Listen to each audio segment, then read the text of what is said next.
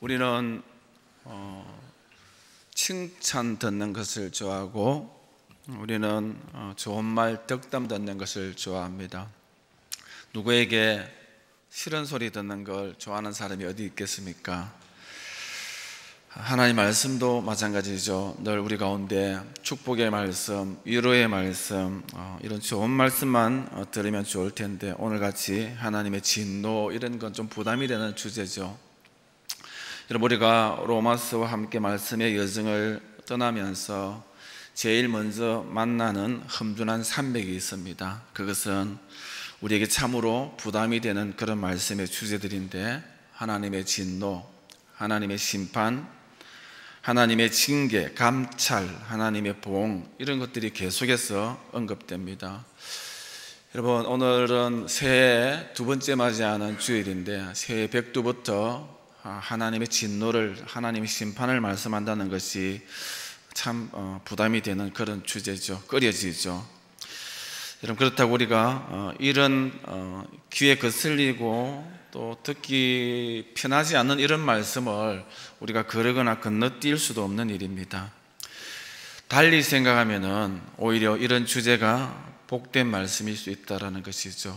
우리가 하나님의 진노와 하나님의 심판과 하나님의 보응의 말씀을 듣고 하나님과 우리의 관계를 다시 한번 새롭게 하고 우리 생활이 좀 더 조심스럽고 죄를 멀리하고 정결하게 살아갈 수 있다면 얼마나 다양한 일이고 얼마나 복된 일이겠습니까? 여러분, 우리가 새해 복 많이 받으시기 바랍니다. 말로만 복 받는 것이 아니죠. 여러분, 말로만 되는 것이 아닙니다. 우리가 복 받을 수 있는 그릇이 되어야 되죠. 하나님 앞에 삶이 변해야만이 진정한 복을 누릴 수 있는 까닭에 오늘 주신 말씀을 여러분 잘 새겨서 말씀 앞에 다시 한번 우리의 삶을 점검할 수 있는 귀한 시간 되기를 바랍니다. 여러분, 사람들은 요한 1서 4장 16절 하나님은 사랑이시라, 이 사랑의 하나님을 좋아하죠. 사람들이 좋아하는 찬송은 좋으신 하나님, 좋으신 하나님, 참 좋으신 하나님, 좋으신 하나님을 좋아합니다. 여러분, 이때 사람들은 사랑의 하나님만 믿으려고 하고 좋으신 하나님만 생각하려고 하는 경향이 있습니다. 이것은 일찍이 초대교회 때부터 이런 게 있었죠. 말시온이라는 이단이 있었는데 이 이단들은 하나님은 사랑이시다, 사랑의 하나님만 인정했습니다. 어떻게 하나님이 진노할 수 있고 어떻게 하나님이 심판할 수 있는가, 있을 수 없는 일이다라고 이야기하고 있습니다. 그래서 심판이 많이 언급되고 진노가 많이 나오는 구약의 하나님은 하나님이 아니라고 구약을 인정하지 않는 말시온 이단들을 우리는 볼 수가 있습니다. 여러분, 현대에 이르기까지 기독교 교회사 2000년을 통하여서 말시온과 같은 이단들이 참 많이 있었습니다. 여러분, 현대신학자들 가운데서도 오늘 같은 이 주제를 다루지 않습니다. 어떤 사람들은 하나님의 진노 개념을 부인하죠. 하나님, 사랑의 하나님과 진노의 하나님은 모순이라는 것이죠. 사랑하면 사랑하는 것이고 진노하면 진노하는 것이지 어떻게 사랑하면서 진노할 수 있고 진노하면서 사랑할 수 있느냐, 그럴 수는 없다라고 주장하는 사람들이 있습니다. 야, 듣고 보니까 그게 일리가 있구나 하고 혹하는 마음이 드는 사람들 조심해야 됩니다. 여러분, 이렇게 말시온 이단과 같은 이런 이단들이 많이 등장하고 있고 이 사람들은 하나님의 심판이나 극단적으로는 지옥까지도 부인하는 그런 모습들을 우리가 볼 수 있습니다. 왜 이같이 하나님에 대하여서 왜곡된 이단 사상이 나오죠? 성경 말씀을 자의적으로 해석하기 때문에 자기가 편한 대로, 자기 좋을 대로, 자기 듣고 싶은 말씀만 들으려고 하고 자기 취향에 따른 하나님을 사랑하려고 하는 이런 경향 때문에 이런 이단들이 나오는 것을 볼 수 있습니다. 성경을 전체적으로 보지 못하고 편협적으로 부분적으로만 들여다보기 때문에 이런 오류가 나오죠. 하나님에 대하여서 깊이 묵상하지 못하고 진정한 하나님은 어떤 분인가 하는 것에 대하여서 바르게 이해하지 못하기 때문에 이런 가오를 저지르는 것을 볼 수 있습니다. 그래서 오늘 저와 여러분은 정말 하나님의 진노와 하나님의 사랑이 모순인가? 진노의 하나님은 어떤 하나님인가? 언제 진노하시는가? 도대체 하나님의 진노라는 것은 무엇인가 하는 것들을 우리가 바르게 이해하고 하나님을 바르게 이해하기를 원합니다. 오늘 18절 말씀에 하나님의 진노라는 단어가 나오죠. 하나님의 진노가 불의로 진리를 막는 사람들의 모든 경건하지 않음과 불의에 대하여서 하늘로부터 하나님의 진노가 나타난다라고 말합니다. 여러분, 하나님의 진노에 대해서는 한 두 가지 정도로 생각할 수 있는데, 하나님의 진노가 무엇이죠? 하나님의 진노라는 것은 죄에 대한 하나님의 반응, 죄에 반응하는 것이 하나님의 반응이 진노입니다. 여러분, 하나님의 성품상 조금도 죄를 용납할 수 없습니다. 거룩하신 하나님, 공의의 하나님께서 죄를 보면은 즉각적으로 반응이 나타나는데, 죄에 대한 하나님의 반응이 진노라는 것을 우리가 알 수 있죠. 여러분, 하박국 1장 13절에도 주께서는 눈이 정결하심으로 악을 참아보지 못하신다. 악을 참아보지 못하시는 하나님께서 죄를 보고 악을 보면은 반응이 나타났죠. 그 반응이 하나님의 진노하심입니다. 출애굽기 19장 22절에도 또 여호와에게 가까이 하는 제사장들에게 그 몸을 정결히 하게 하라. 나 여호와가 그들을 칠까 하노라. 여러분, 개역 성경에는 돌격할까 하노라. 죄를 보면은 하나님께서 치시죠. 이거 하나님 진노입니다. 죄를 보면은 하나님께서 가만히 계시지 아니하고 돌격한다. 돌격.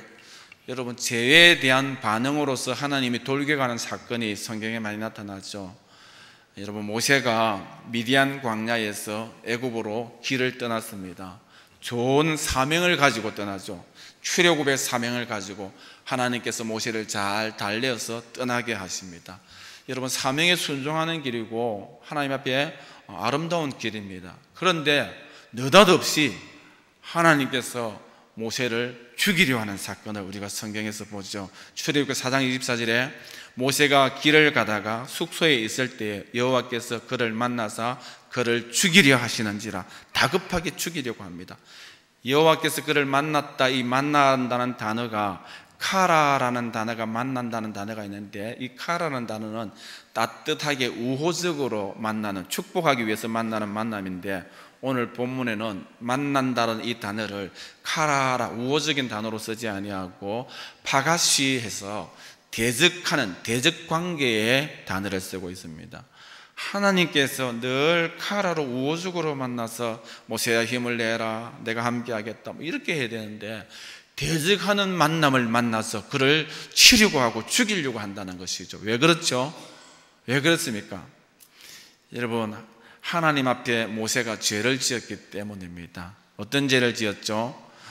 거기에 보니까 모세가 길을 가다가 만나서 치려고 하는데, 창세기 17장 10절에 너희 중 남자는 다 할례를 받아라. 이것이 나와 너희와 너희 후손 사이에 지킬 내 언약이라고 말씀하고 있습니다. 그런데 모세는 8일 이상 된 자기 아들에 대하여서 할례를 행하지 않고 길을 떠나고 있습니다. 여러분, 왜 할례를 받지 않았을까요? 정확한 이유는 모르겠지만 그의 아내 시보라가 이방인입니다. 여러분, 모세가 할례 받아야 된다고 아들을 잡을 때에 그 아내가 막 잔소리를 하면서 무슨 이런 엉뚱한 짓을, 미개한 짓을 하려고 하느냐고 만류하지 않겠습니까? 여하튼 여러분, 할례를 베풀어야 될 그 아들을 할례를 행하지 않습니다. 그래서 모세를 죽이려고 할 때에 시브라가 아들에게 돌칼을 가지고 할례를 하려니까 하나님께서 진정하는 모습을 볼 수 있습니다. 여러분, 가정을 다스리지 못하는 사람이 어떻게 출애굽의 대업을 감당할 수 있겠습니까? 하나님께서 그렇기 때문에 출애굽의 대업을 감당하는 이 모세에게 처음부터 가정의 죄부터 다스리시는 것을 볼 수 있습니다. 여러분, 하나님 앞에 사랑받는 자라 할지라도 죄가 있으면 하나님이 돌격한다. 이것이 하나님의 진노인 것을 볼 수 있습니다. 죄에 대한 하나님의 돌격 사건은 성경에 참 많이 나오죠. 하나님은 죄에 대하여서 견딜 수 없기 때문입니다. 하나님의 법궤를 다윗이 옮기려고 할 때 직접적으로 옮긴 사람이 우사죠. 우사가 하나님의 법궤를 옮길 때 그 자리에서 적사했습니다. 왜냐하면 하나님의 원칙과 법대로, 정한 법대로 이렇게 법궤를 옮기지 않았기 때문에 법을 어긴 죄로 인하여서 우사가 죽임을 당하는 것을 볼 수 있습니다. 하나님은 거룩하신 분이기 때문에 도무지 죄를 가까이 하지 못하십니다. 하나님은 공의로우신 분이기 때문에 죄를 보고 그냥 지나치는 법이 없습니다. 그래서 죄가 가까이 오면은 하나님의 거룩이 자동적으로 발동하죠. 반응을 보입니다. 그것이 하나님의 진노입니다. 여러분, 영어로 스탠바이라는 말을 우리가 잘 알지 않습니까? 대기자, 대기하다. 여러분, 여차하면 출동할 상태가 되었다. 준비 상태, 스탠바이 하죠. 액션 하면은 배우들이 이제 바로 나가서 연기를 하게 되는 것을 볼 수 있습니다. 서가랴 6장에 보면은 하나님의 심판이 항상 집행 가능할 수 있도록 스탠바이 되어 있다, 준비되어 있다라는 그런 상황을 말씀을 통하여 봅니다. 때가 되었을 때, 하나님의 인내가 찼을 때에, 여러분, 죄가 가득하였을 때에 스탠바이, 준비되어 있는 하나님의 진노가 하나님의 명령에 따라서 떨어지는 것을 우리가 볼 수 있습니다. 하나님의 진노와 하나님의 심판에는 대상을 가리지 않습니다. 여러분, 그것이 나라 전체라도 죄를 지으면은 하나님이 진노하고 심판하시죠. 여러분, 그것이 참 보기 좋고 애틋한 가정이죠. 그런 애틋한 가정도 하나님 앞에서의 기준의 죄를 지으면 그 가정도 하나님의 진노와 심판의 대상이 될 수 있다는 것입니다. 여러분, 한 명의 개인도 마찬가지입니다. 누구든지 죄에 한한 하나님의 진노를 비껴갈 수 없다라는 것이 말씀의 가르침입니다. 하나님의 거룩은 죄를 보면 돌격하고 반응을 보인다라고 하는 것이죠. 여러분, 지금도 반복되는 죄를 짓고 있습니까? 오늘 말씀을 꼭 명심하시기 바랍니다. 계속해서 반복되는 죄를 우리가 넘나든다면은 어제도 지었는데 회개를 하고 하나님, 새해에는 정말 하나님이 싫어하는 이 죄는 안 짓겠습니다 결심했는데, 여러분, 죄가 얼마나 집요하게 우리 틈을 타고 들어오는지 모릅니다. 늘 우리의 아킬레스건이 있다 했죠. 한 사람이 죄를 다양하게 짓지 않습니다. 하나님이 그 사람이 무엇이 약한지를 잘 알기 때문에 그 약점을 가지고 틈을 탑니다. 지난 2017년 동안에 참 하나님 앞에 부끄러운 죄를 짓고, 야, 내가 이래서는 안 되는데 했는데, 새해부터 결심을 가졌는데 마귀가 가만두지 않죠. 우는 사자처럼 참길 자를 찾고 있습니다. 그래서 새해도 넘어지고, 여러분, 이렇게 정리하지 아니하고 계속해서 하나님 앞에 크고 작은 죄, 부담이 되는 죄를 생각으로, 마음으로, 말로, 행동으로 짓게 되면은 결국은 어떻게 된다고요? 스탠바이 되어 있는, 준비되어 있는 하나님의 진노가 나에게 쿵 하고 떨어진다는 사실을 우리는 꼭 명심해야 됩니다.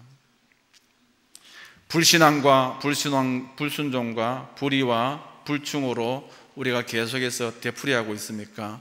준비되어진 하나님의 진노가 나에게 돌격하고 나를 친다라는 사실, 얼마나 무섭고 두려운 일입니까?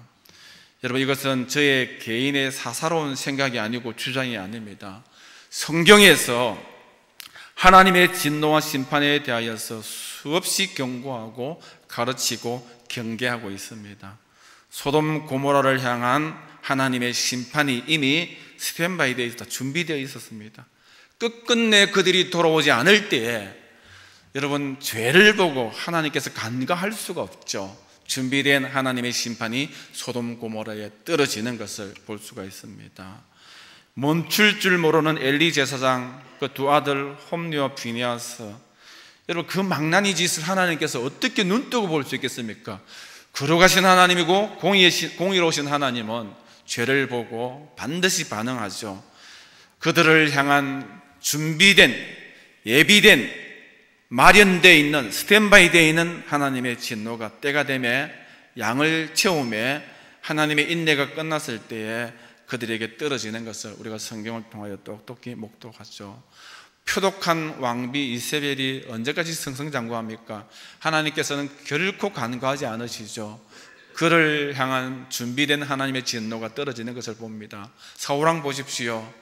영적으로 월권하고 교만하기 짝이 없고 불순종하고, 여러분, 제사장을 진멸하고, 하나님께서 이 사울을 향한 준비된 심판을 때가 되매 떨어지게 하여서 그가 죽고 그 아들들이 다 죽고 그 나라가 망하는 것을 볼 수가 있습니다. 여러분, 민수기 14장 26절에 보니까 이스라엘의 범죄를 보면서 내가 어느 때까지 참으랴 하고 하나님께서 한탄하는 장면을 볼 수 있습니다. 너희 말한 대로 내가 심판하겠다라고 하나님께서 심판의 그릇을 예배하는 것을 볼 수 있죠. 그래서 출애굽 1세대 20세 이상 되는 사람들은 한 사람도 남기지 아니하고 다 광야 가운데 죽을 것이라고 하나님께서 선언하고 있는 것 볼 수 있죠. 단 여호수아와 갈렙 외에 하나님의 거룩은 절대로 죄와 타협하지 않는 분이 하나님이시죠. 하나님 성품입니다.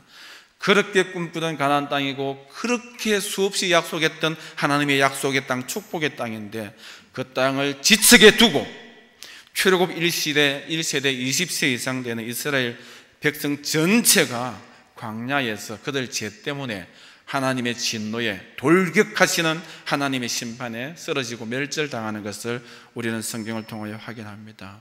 이런 이야기는 계속 안 했으면 좋겠는데 애슐리 메디슨 사이트에 대해서 이미 말씀드렸습니다. 유부남과 유부녀가 비밀리에 불륜 사이트죠. 전 세계에 3,700만 명이 가입되어 있고 우리나라가 사람들도 20만 명이 가입되어 있었다 했습니다. 여러분 그 사이트의 메인 멘트가 인생은 짧습니다. 바람 피우세요. 이런 게 막 반짝반짝하면서 돌아간다 했죠. 그런데 그 사이트가 해킹 당하여서 가입 회원의 정보와 사용 내역이 세상에 공개되고 무덤까지 갈 것으로 알았던 그 비밀들이 공개되면서 온 가정들이 이렇게 깨어지고 혼란이 야기되는 것을 볼 수가 있습니다. 이 사건이 있고 난 다음에 얼마 되지 않아서 미시시피주 필링턴에 소재한 한 침례교 목사님이고 뉴올리언스의 유명한 신학교의 교수입니다. 인기가 참 많고 학교에서 제일 자상하고 존경받는 교수님인데 여러분 그가 애슐리 메디슨 회원이 있고 그 명단이 공개되었습니다. 여러분 그는 앞으로 겪어야 할 엄청난 부담과 부끄러움을 이기지 못하고 또 내가 어쩌다가 이 지경까지 왔을까 하는 자책감으로 자살하고 말았던 것을 봅니다. 뉴스에 났죠. 주께서는 눈이 정결하심으로 악을 참아 보지 못하십니다.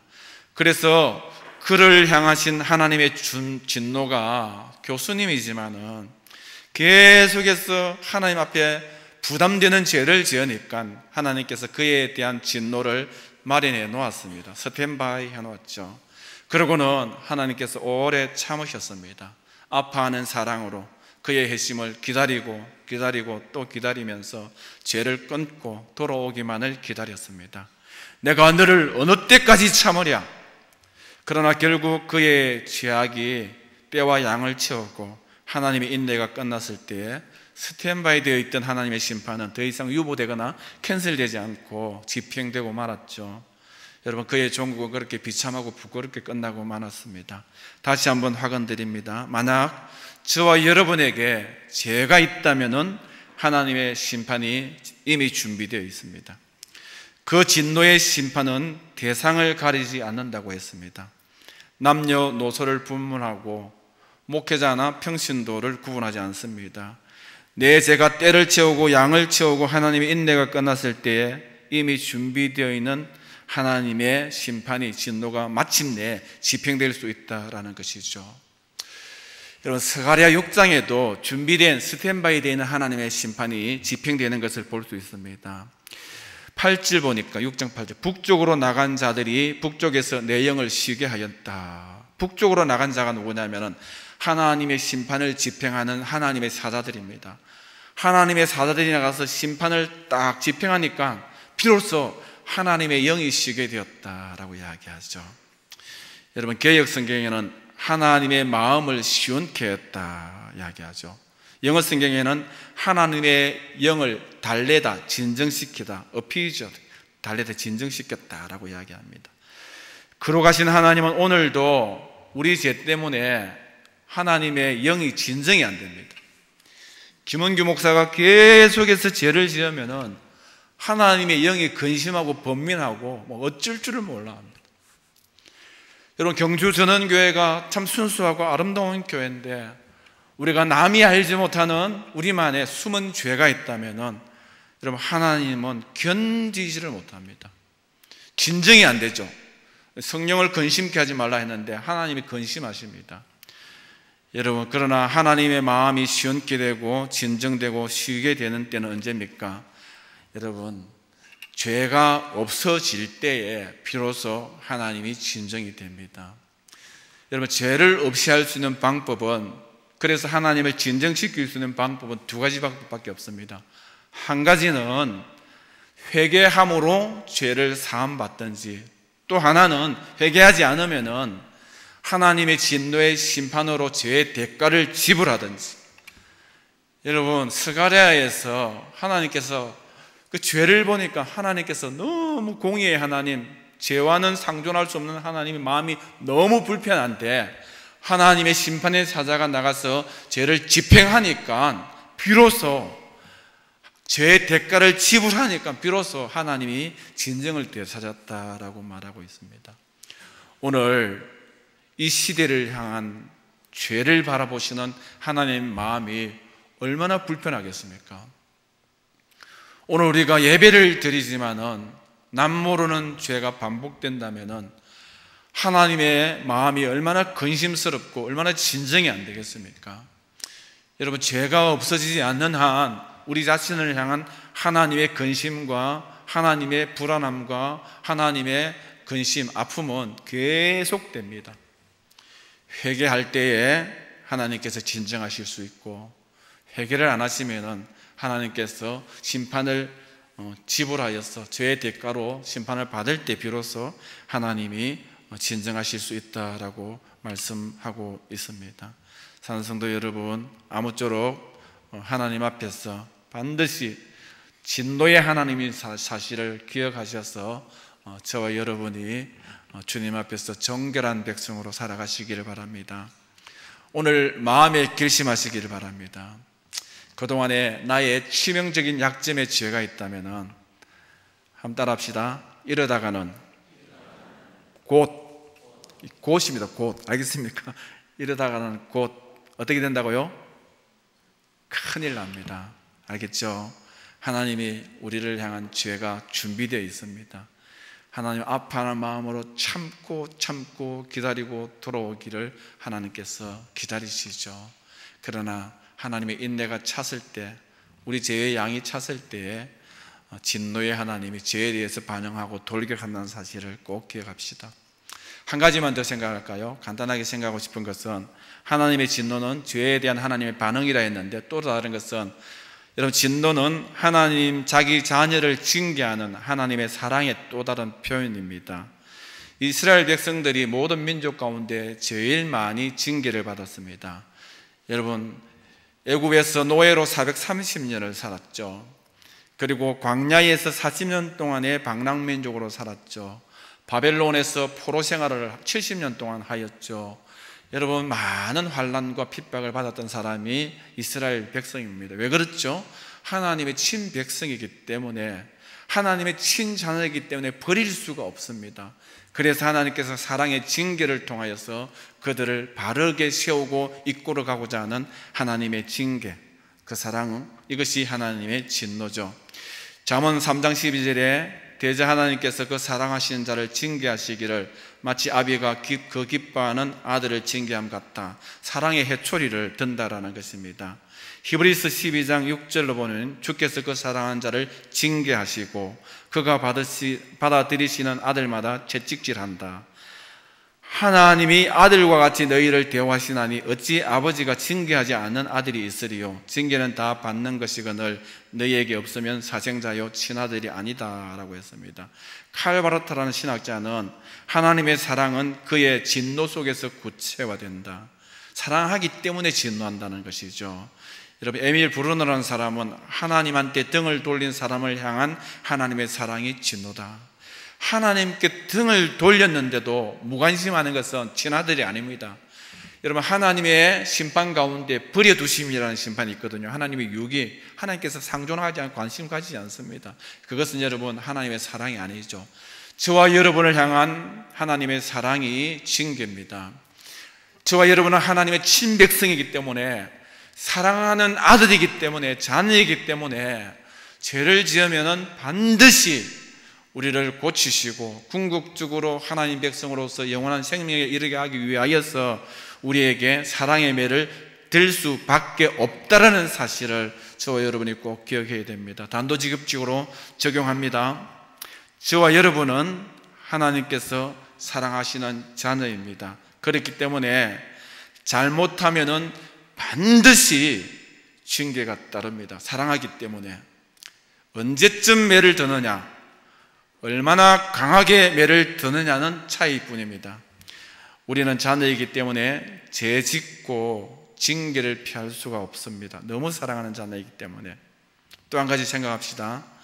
징계를 받고 있으면서도 징계인 줄을 모르는 것이 문제입니다. 여러분이 지금 무엇으로 힘들어 하십니까? 지금 당면하고 겪고 있는 문제가 무엇입니까? 돈의 문제입니까? 사업의 문제입니까? 자녀나 가족이나 진로나 인간관계나 응답되지 아니하는 기도의 문제 무엇입니까? 여러분, 성도가 환난을 당하는 데에는 여러 가지 이유가 있습니다. 하나님의 영광을 위한 것일 수 있고, 또 하나님께서 우리의 믿음을 테스트하는 것일 수 있고, 하나님께서 우리를 더욱더 연단하고 훈련하는 것일 수가 있고, 도대체 하나님께서 내게 왜 이러시는지 그 이유를 헤아리지 못하는 것일 수도 있습니다. 그러나 그 중에 하나는 우리 죄에 대한 징계로 저와 여러분이 인생의 우환과 낭패와 어려움을 당할 수 있다는 것이죠. 그럼에도 불구하고 이 문제가 하나님의 징계라는 사실을 깨닫지 못하는 것이, 그리고 여전히 하나님을 외면하고 다른 돌파구를 찾는다는 것이 문제입니다. 그렇게 되면은 우리는 더 오랜 그리고 더 깊은 징계의 늪에 빠지게 되고 더 강하고 아픈 하나님의 징벌 아래 놓일 수 있다는 사실을 꼭 기억합시다.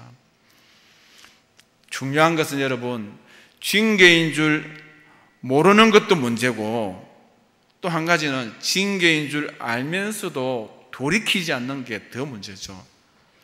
오늘 본문 19절 이후에 보니까 이는 하나님을 알만한 것이 그들 속에 보인다 했습니다. 그래서 그들은 핑계하지 못한다고 했습니다. 하나님을 알되 하나님을 영화롭게도 아니하며 감사지도 아니하고 오히려 그 생각이 허망하여 미련한 마음이 어두워졌다 했습니다. 여러분, 우리의 문제가 무엇인지 하나님이 아시고 저와 여러분이 압니다. 스스로가 잘 알죠. 이것이